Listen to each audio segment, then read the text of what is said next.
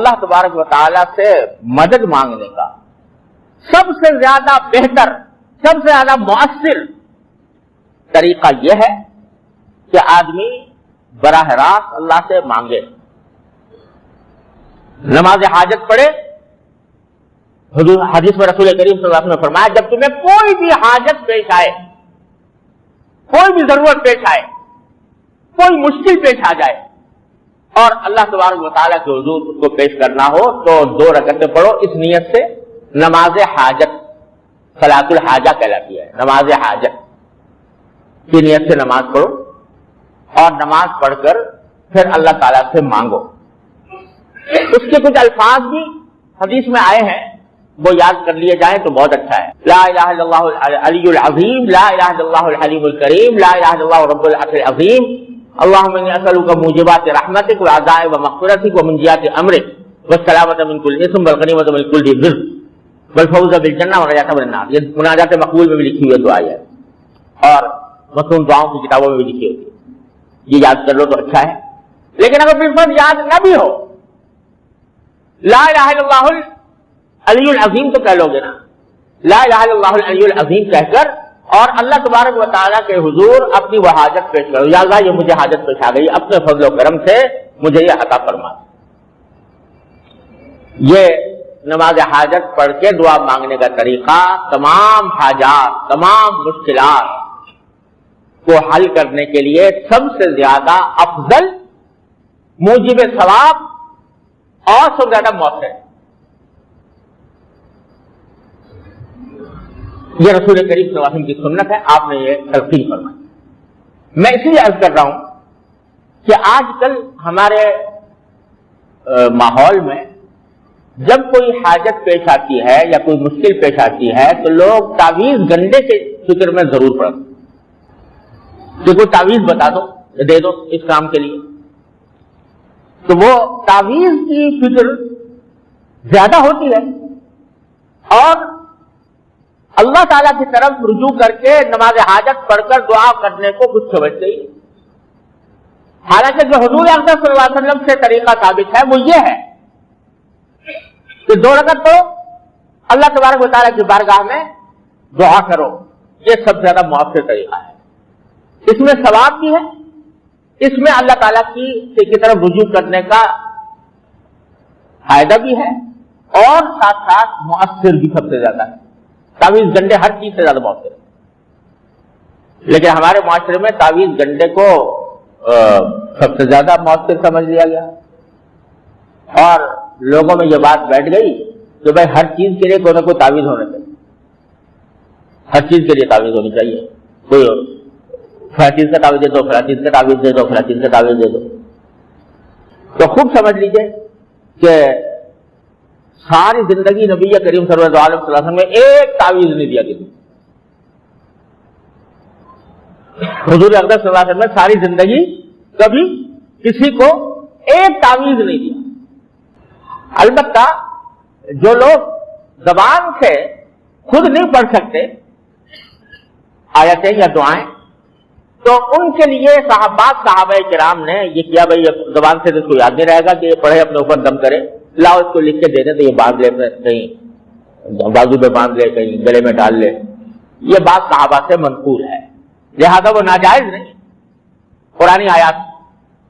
کا تعویذ اگر کوئی آدمی گلے میں ڈال لے ناجائز نہیں ہے، لیکن یہ بھی سمجھ لیں کہ وہی تعویذ جائز ہے جس میں یا تو قرآن کریم کی آیات ہو یا اس میں کوئی دعا ہو، ذکر ہو، معنی اس کے سمجھ میں آتے ہو۔ ایسے تعویذ جن کے اوپر کوئی ایسی بات لکھی ہوئی ہو جس کا مطلب ہی سمجھ میں نہیں آتا، وہ حرام ہے، ایسا تعویذ وہ ناجائز ہے۔ اگر اس میں کوئی ایسی عبارت لکھی ہوئی ہے، ایسی بات لکھی ہوئی ہے جس کا مطلب ہی سمجھ میں نہیں آ رہا، تو ایسا تعویذ استعمال کرنا ناجائز ہے۔ بعض تعویذ ایسے ہوتے ہیں جس میں غیر اللہ سے مدد مانگی جاتی ہے، اللہ کے علاوہ کسی سے، اللہ بچائے،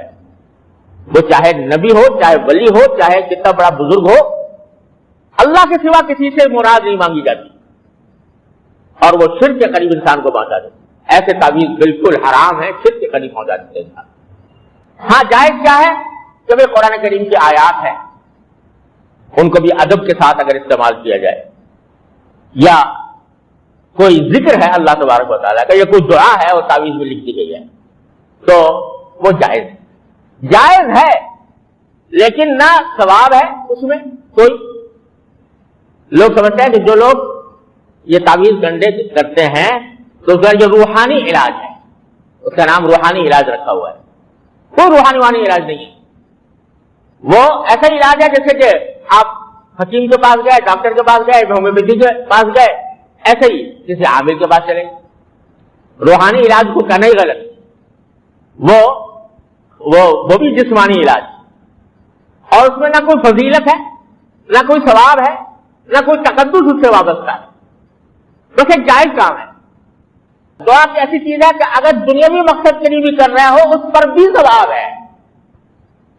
اگر کہو یا اللہ میرا قرضہ ادا کرا دیجئے، یا اللہ مجھے روزگار دلوا دیجئے، یا اللہ مجھے اولاد اچھی دے دیجئے، یا اللہ مجھے بیماری سے شفا دے دیجئے، مانگ رہے ہو اپنے لیے، لیکن ہر دعا پر اللہ تعالیٰ کے ہاں ثواب لکھا جا رہا ہے، عبادت ہے۔ لیکن تعویذ گنڈے میں کوئی عبادت نہیں ہے، نہ اس کے اوپر کوئی ثواب ہے۔ ہاں جائز ہے، جیسے اور علاج کرتے ہو یہ بھی علاج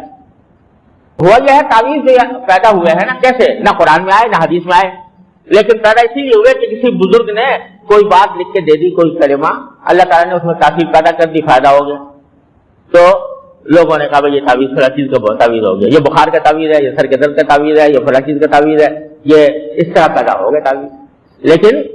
اصل بات یہ ہے کہ جب کبھی انسان کو کوئی حاجت، کوئی مشکل، کوئی پریشانی پیش آئے تو جو طریقہ قرآن نے بتایا، جو نبی کریم صلی اللہ علیہ وسلم نے بتایا، اس کی طرف زیادہ توجہ دو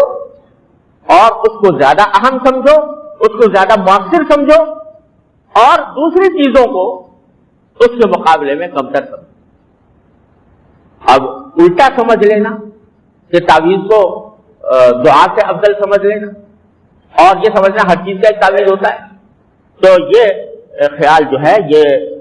غلط خیال ہے، اور یہ قرآن و سنت کی صحیح مرتبہ نہ دینے کی مرادی، اس سے پرہیز کرنا چاہیے۔ ہاں جو بھی آئے،